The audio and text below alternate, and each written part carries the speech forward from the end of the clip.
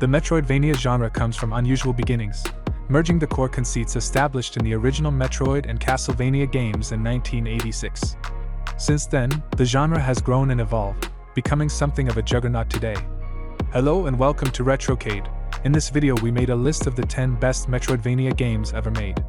Don't forget to like, subscribe and hit the notification bell to not miss our new videos.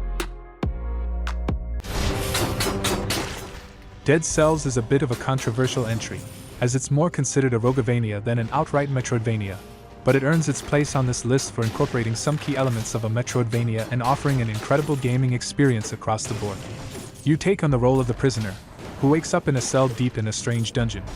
You fight through several levels, acquire items that unlock alternate paths through the world, all while facing a variety of vicious enemies and real challenging bosses.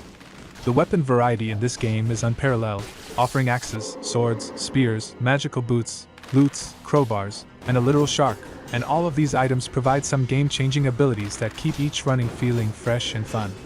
With each death, you'll start over again, with the levels rearranging and changing, always making for a unique and fun journey.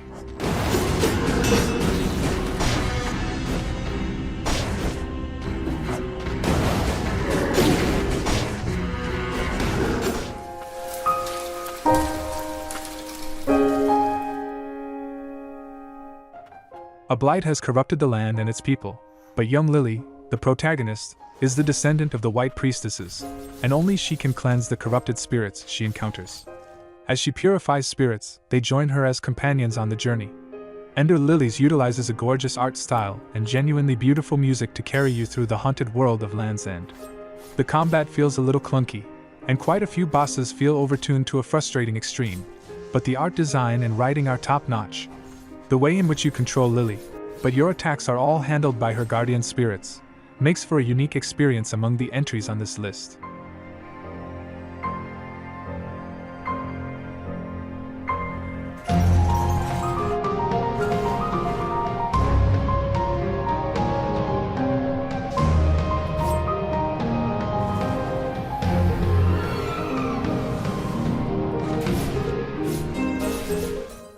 Obliging them to fight for eternity in the hope of maintaining the equilibrium that both were anxious. Aeterna Noctis puts you in the role of the King of Darkness, who has been locked in battle with the Queen of Light for all eternity, hell-bent on reclaiming his rightful throne.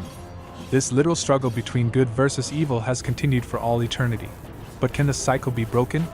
Platforming is a special focus of Aeterna Noctis, and it's honestly pretty challenging, but it scales up at a fairly set pace and complexity throughout. It's not quite grappling with Celeste's platforming mastery, but it's surprisingly close. Plus, it features some incredible action set-pieces that rival the Ori games, though lacking the same flowing movement and breakneck pace present in the Ori set-pieces.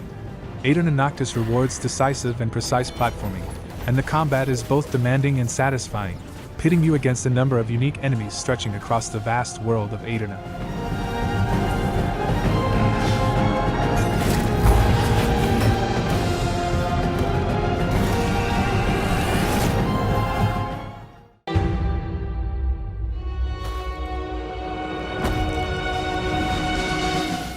Blasphemous 2 sees the return of the Penitent One, the player character from the first game, as he sets off on another dark and holy adventure across the Cursed Lands to prevent the rebirth of an ancient curse named the Miracle. Blasphemous 2 improves on quite a bit over the first entry, bringing a ton of polish and incredible pixel art and animation, including new weapon types and combat styles that add a great level of variety to the experience. The gameplay feels a bit easier than the first game, which is welcome to many players, as Blasphemous 1 could sometimes be a bit overtuned on some of the boss fights, but the actual narrative world building and atmosphere in the first game outpaced the sequel.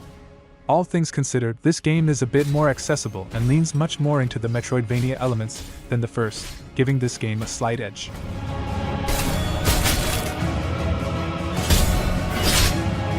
This endless waiting has been my penance. The first Guacamelee didn't require a sequel, but Guacamelee 2 earns its place on this list by streamlining the game's combat and co-op experience while continuing the whimsical story and luchador-themed humor found in the first game.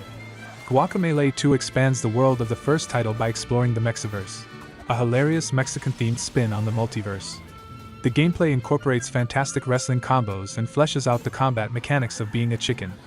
It can be argued whether or not Guacamelee 2 is actually better than the first game, but both of these titles are very worth checking out for any fans of the Metroidvania genre.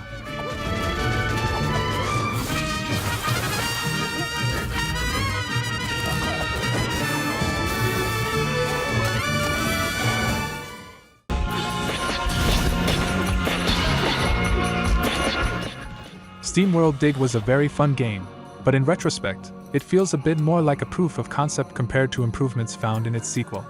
SteamWorld Dig 2 fleshed out the mechanics, controls, and general flow of the game to a sparkling perfection, creating a fantastic experience from start to finish. If you really want to dig into the wonderfully creative setting that is SteamWorld, give the first game a shot. But SteamWorld Dig 2 is a far superior experience, and a much more polished Metroidvania.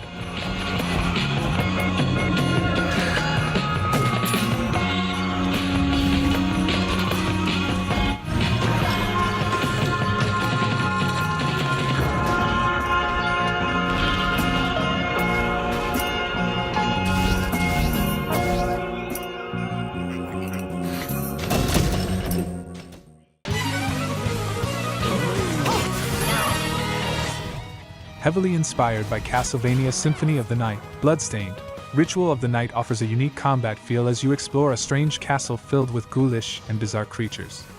The game showcases some beautiful visuals and smooth gameplay, and it offers wonderfully flexible gameplay options. You might focus on guns, martial arts, spells, big slow weapons, or any combination of these. While this game doesn't reach the same heights that Symphony of the Night offers, it's a competent and accomplished spiritual successor to the best that Castlevania has to offer.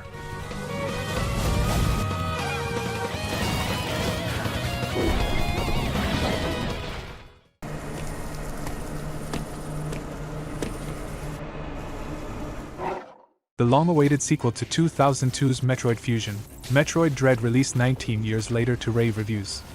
Samus Aran is dispatched to the mysterious planet ZDR to investigate the Federation's missing EMMI units, who were in turn dispatched to investigate sightings of the mysterious X-Parasite.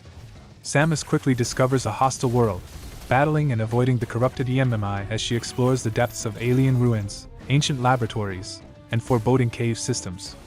Familiar fare for a Metroid title, but Metroid Dread manages to split the difference between the strong linearity of Fusion and the open exploration of Super Metroid, delivering a powerful experience worthy of the Metroid franchise.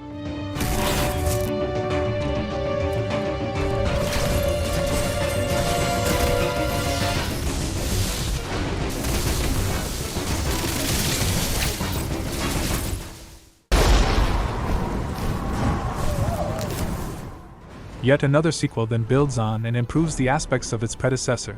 Ori and the Will of the Wisps delivers a hauntingly beautiful continuation of the forest spirit Ori's story as he explores a new land in search of his lost friend. The game is full of whimsical creatures, emotionally poignant moments, and absolutely gorgeous levels to explore. If you're only going to play one, definitely check out Ori and the Will of the Wisps, but it builds so beautifully onto Ori and the Blind Forest that you'd be remiss not to check them both out back to back.